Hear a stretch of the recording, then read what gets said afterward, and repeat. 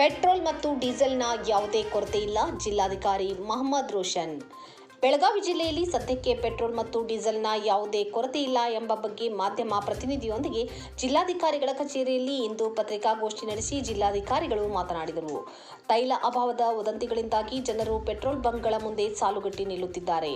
ಜಿಲ್ಲೆಯಲ್ಲಿ ಸಾಕಷ್ಟು ತೈಲ ದಾಸ್ತಾನು ಲಭ್ಯವಿದೆ ಎಂದು ಸ್ಪಷ್ಟಪಡಿಸಿದರು. ಜನರು ಗಾಬರಿಯಾಗುವ ಅಗತ್ಯವಿಲ್ಲ ಮತ್ತು ಅಗತ್ಯಕ್ಕಿಂತ ಹೆಚ್ಚು ಸಂಗ್ರಹಿಸಿಟ್ಟುಕೊಳ್ಳಬೇಡಿ ಎಂದು ಮನವಿ ಮಾಡಿ ಜಿಲ್ಲೆಯ ಎಲ್ಲಾ ಪೆಟ್ರೋಲ್ ಬಂಕ್ಗಳಿಗೆ ನಿರಂತರವಾಗಿ ಇಂಧನ ಸರಬರಾಜು ಮಾಡಲಾಗುತ್ತಿದೆ. ವದಂತಿಗಳಿಗೆ ಕಿವಿಗೊಡದೆ ಜಿಲ್ಲಾಡಳಿತದ ಜೊತೆ ಸಹಕರಿಸುವಂತೆ ಮಾನ್ಯ ಜಿಲ್ಲಾಧಿಕಾರಿಗಳು ವಿನಂತಿಸಿದ್ದಾರೆ. ಈ ಪೆಟ್ರೋಲ್ ಹಾಗೂ ಡೀಸೆಲ್ ನಮ್ಮ ಪೆಟ್ರೋಲ್ ಬಂಕ್ಗಳಲ್ಲಿ ಪ್ಯಾನಿಕ್ ಬೈಯಿಂಗ್ ಆಗ್ತಾ ಇದೆ. ನಾನು ನಮ್ಮ ಪೊಲೀಸ್ ಆಯುಕ್ತರು ಹಾಗೂ ಎಲ್ಲ ಸೀನಿಯರ್ ಅಧಿಕಾರಿಗಳು IOCL, BPCL, HPCL ಹಾಗೂ ಪ್ರೈವೇಟ್ ಪೆಟ್ರೋಲ್ ಬಂಕ್ಸ್ ಜಿಯೋ ಇರ್ಬೋದು, ಶೆಲ್ ಇರ್ಬೋದು, ನಯಾರಾ ಇರ್ಬೋದು ಹಾಗೂ ನಮ್ಮ ಮಂಗಳೂರು ರಿಫೈನರೀಸ್ ಇರ್ಬೋದು, ಎಲ್ಲ ಪೆಟ್ರೋಲ್ ಬಂಕ್ ಓನರ್ಸ್ ಜೊತೆ ಹಾಗೂ ಆಯಿಲ್ ಮ್ಯಾನುಫ್ಯಾಕ್ಚರಿಂಗ್ ಕಂಪನೀಸ್ ಜೊತೆ ಇವರೆಲ್ಲರ ಜೊತೆ ನಾವು ಮೀಟಿಂಗ್ ಮಾಡಿದ್ದೀವಿ.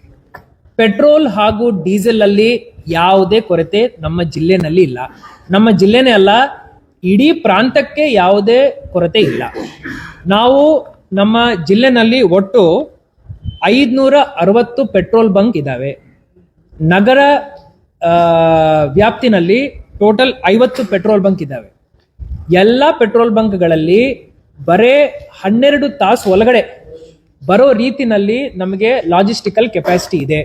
ಡಿಪೋದಿಂದ ಪೆಟ್ರೋಲ್ ಬಂಕ್ ಬರೋದು ಬರೇ 5 ತಾಸಲ್ಲಿ ಬರೋ ನಮಗೆ ಕೆಪಾಸಿಟಿ ಇದೆ. ನಗರ ಏರಿಯಾದಲ್ಲಿ ಇಡೀ ಜಿಲ್ಲೆನಲ್ಲೇ 12 ತಾಸು ಒಳಗಡೆ ನಮಗೆ ಡಿಪೋದಿಂದ ಪೆಟ್ರೋಲ್ ಬಂಕ್ಗೆ ಸಪ್ಲೈ ಮಾಡೋ ಚೈನ್ ನಮ್ದು ಆಕ್ಟಿವೇಟ್ ಇದೆ.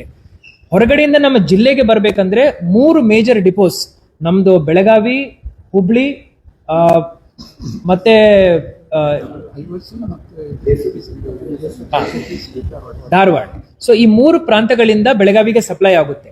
ಈ 3 ಪ್ರಾಂತಗಳ ಡಿಪೋ ಮ್ಯಾನೇಜರ್ ಜೊತೆ ನಾವು ಮಾತಾಡಿದೀವಿ. ನಮಗೆ ಮೇಜರ್ ಇನ್ಪುಟ್ ಸಪ್ಲೈ ಏನ್ ಬರುತ್ತೆ ಅದನ್ನು T+1 ಡೇ, ಇವತ್ತು ನೀವು ಇಂಡೆಂಟ್ ಹಾಕಿದ್ದೀರಂದ್ರೆ ನಾಳೆ ಸಂಜೆ ಒಳಗಡೆ ನಮ್ಮ ಡಿಪೋಗೆ ಬಂದು ಪೆಟ್ರೋಲ್ ಹಾಗೂ ಡೀಸೆಲ್ ಇಲ್ಲಿ ಮುಟ್ಟುತ್ತೆ.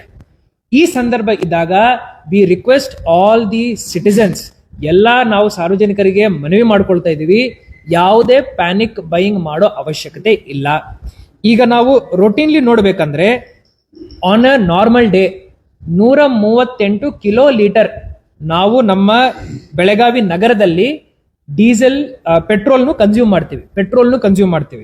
136 ಕಿಲೋ ಲೀಟರ್ ಅಂದ್ರೆ 136 ಸಾವಿರ ಲೀಟರ್ಗಳನ್ನು ನಾವು ಡೀಸೆಲ್ ನಮ್ಮ ನಗರದಲ್ಲಿ ನಾವು ಸಪ್ಲೈ ಮಾಡ್ತೀವಿ, ಇಲ್ಲಿಂದ ಡಿಸ್ಟ್ರಿಬ್ಯೂಟ್ ಮಾಡ್ತೀವಿ. ಇಷ್ಟು ಡಿಮಾಂಡ್ ಇದೆ ನಮ್ಮ ನಗರದಲ್ಲಿ. ಹಿಂದಿನ 2 ದಿವಸದಲ್ಲಿ ಇದು ಬರೇ ಪ್ಯಾನಿಕ್ ಬೈಯಿಂಗ್. ಇದರಲ್ಲಿ ನಮ್ಗೆ ಏನ್ ಗಮನಕ್ಕೆ ಬಂದಿದೆ ಅಂದ್ರೆ 138 ಸಾವಿರ ಲೀಟರ್ ಬದಲಾಗಿ ಒಂದೇ ದಿವಸದಲ್ಲಿ 262 ಸಾವಿರ ಲೀಟರ್ ಖರೀದಿ ಮಾಡ್ತಾ ಇದ್ದಾರೆ ನಿನ್ನೆ ಒಂದ್ ದಿನದಲ್ಲಿ. ಇದರಲ್ಲಿ 2 ವಿಚಾರಗಳು ಹೊರಗಡೆ ಬರ್ತವೆ. ಒಂದು, ಜನರಲಿ ಪ್ಯಾನಿಕ್ ಇರ್ಬೋದು. ಎರಡನೇದು, ಸ್ಟಾಕ್ ಮಾಡ್ತಾ ಇರ್ಬೋದು, ಹೋರ್ಡಿಂಗ್ಗೆ ನಾವು ಅವಕಾಶ ಮಾಡಿ ಕೊಡಲ್ಲ. ಬಾಟಿಲ್ ಅಲ್ಲಿ ಬಂದು ನಾವು ಪೆಟ್ರೋಲ್ ತಗೊಳ್ತೀವಿ ಅಂದ್ರೆ ನಾವು ಸಪ್ಲೈ ಕೊಡಲ್ಲ. ನಿಮ್ಮ ಗಾಡಿಗೆ ಬರಬೇಕು, ನಿಮ್ಮ ಗಾಡಿನಲ್ಲಿ ಹಾಕ್ಸ್ಕೋಬೇಕು, ಎಷ್ಟು ಅವಶ್ಯಕತೆ ಇದೆ ಅಷ್ಟು ಹಾಕ್ಸ್ಕೋಬೇಕು. ಇದನ್ನು ಹೊರತುಪಡಿಸಿ ಒಂದೆರಡು ನಿಮಿಷ ನಾನು ಮುಗಿಸ್ತೇನೆ, 2 ನಿಮಿಷದಲ್ಲಿ ಮುಗಿಸ್ತೇನೆ. ನಿಮ್ಮ ಸಲಹೆಗಳನ್ನು ನಾನು ಸ್ವೀಕಾರ ಮಾಡ್ತೀನಿ. ನಾನು 2 ನಿಮಿಷದಲ್ಲಿ ನನ್ನ ಮಾತು ಮುಗಿಸ್ತೀನಿ. ಪ್ಯಾನಿಕ್ ಬೈಯಿಂಗ್ ಮಾಡಬಾರ್ದು. ಪ್ಯಾನಿಕ್ ಬೈಯಿಂಗ್ ಅವಶ್ಯಕತೆನೇ ಇಲ್ಲ. ಸಪ್ಲೈ ಚೈನ್ ಪ್ರಾಬ್ಲಮ್ ಇಲ್ಲ. ಹೊರಗಡೆಯಿಂದ ಪೆಟ್ರೋಲ್ ಡೀಸೆಲ್ ನಮ್ಮ ಜಿಲ್ಲೆ ಒಳಗಡೆ ಬರೋನಲ್ಲಿ ಪ್ರಾಬ್ಲಮ್ ಇಲ್ಲ. ಡಿಪೋದಿಂದ ಪೆಟ್ರೋಲ್ ಬಂಕ್ಗೆ ಬರೋದ್ರಲ್ಲಿ ಪ್ರಾಬ್ಲಮ್ ಇಲ್ಲ. ಈ ಸಂದರ್ಭ ಇದ್ದಾಗ ಯಾರು ಪ್ಯಾನಿಕ್ ಬೈಯಿಂಗ್ ಮಾಡಬಾರ್ದು. We expect all the citizens to be responsible and to consume petrol and diesel only based on requirement.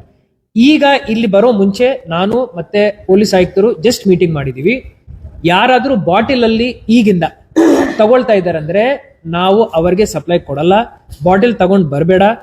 ನೀವು ನಿಮ್ಮ ಗಾಡಿನಲ್ಲಿ ಬಂದಿದ್ದೀರಂದ್ರೆ ಎಷ್ಟು ಬೇಕೋ ಅಷ್ಟು ಡೀಸೆಲ್ ಹಾಗೂ ಪೆಟ್ರೋಲ್ ಕೊಡೋ ಕೆಪಾಸಿಟಿ ನಮ್ಮ ಸಿಸ್ಟಮ್ಗೆ ಇದೆ, ಅಷ್ಟು ಕೊಡ್ತೀವಿ. ಪ್ಯಾನಿಕ್ ಬೈಯಿಂಗ್ ಮಾಡಬಾರ್ದು ಅಂತ ಹೇಳಿ ನಾವು ಮನವಿ ಮಾಡ್ಕೊಳ್ತೀವಿ. ಇದರಲ್ಲಿ ಬೇರೆ ವಿಚಾರನೇ ಇಲ್ಲ. ಯಾವುದೇ ಆತಂಕ ಪಡೋ ಸಂದರ್ಭ ಇಲ್ಲ. ಅಲ್ಲ, ಕೆಲವೊಂದು ಪೆಟ್ರೋಲ್ ಬಂಕ್ ಏನ್ ಹೇಳ್ತಾ ಇದ್ದಾರೆ ಅಂದ್ರೆ, ಕೆಲವೊಂದು ಸಿಚುವೇಶನ್ಸ್ ವಿಲಾಸ್ ಅವರೇ, ಮತ್ತೆ 4 ದಿವಸ ನಂತರ ಕೆಲವೊಂದು ಸಿಚುವೇಶನ್ಸ್ ಇರಬಹುದು.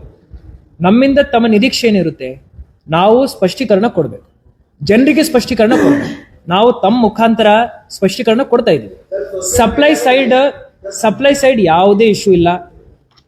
ಹೊರಗಡೆಯಿಂದ ಡೀಸೆಲ್ ಪೆಟ್ರೋಲ್ ಒಳಗಡೆ ಬರ್ಲಿಕ್ಕೆ ಇಶ್ಯೂ ಇಲ್ಲ. ಈ ಡಿಪೋದಿಂದ ಪೆಟ್ರೋಲ್ ಬಂಕ್ ಹೋಗ್ಲಿಕ್ಕೆ ಇಶ್ಯೂ ಇಲ್ಲ. ಯಾರಾದ್ರೂ ರೂಮರ್ ಕ್ರಿಯೇಟ್ ಮಾಡ್ತಾ ಇದ್ದಾರೆ ಅಂದ್ರೆ CP ಸಾಹೇಬರಿಗೆ ಹೇಳ್ತಾರೆ, ಅವ್ರ ಮೇಲೆ ಸ್ಟ್ರಿಕ್ಟ್ ಕಾನೂನಿನ ಕ್ರಮ ತಗೊಳ್ತೀವಿ. ಇಷ್ಟೆಲ್ಲ ಸ್ಪಷ್ಟೀಕರಣ ನೀಡಿದ ನಂತರನೂ ಯಾರಾದ್ರೂ ಸೋಷಿಯಲ್ ಮೀಡಿಯಾದಲ್ಲಿ ಬೇರೆ ಪ್ಲಾಟ್ಫಾರ್ಮ್ಸ್ ಅಲ್ಲಿ ತಪ್ಪು ಮಾಹಿತಿಯನ್ನು ಹೊರಡಿಸ್ತಾ ಇದ್ದಾರೆ ಅಂದ್ರೆ ಅವರ ಮೇಲೆ ನಾವು ಕಾನೂನಿನ ಕ್ರಮ ತಗೊಳ್ತೀವಿ.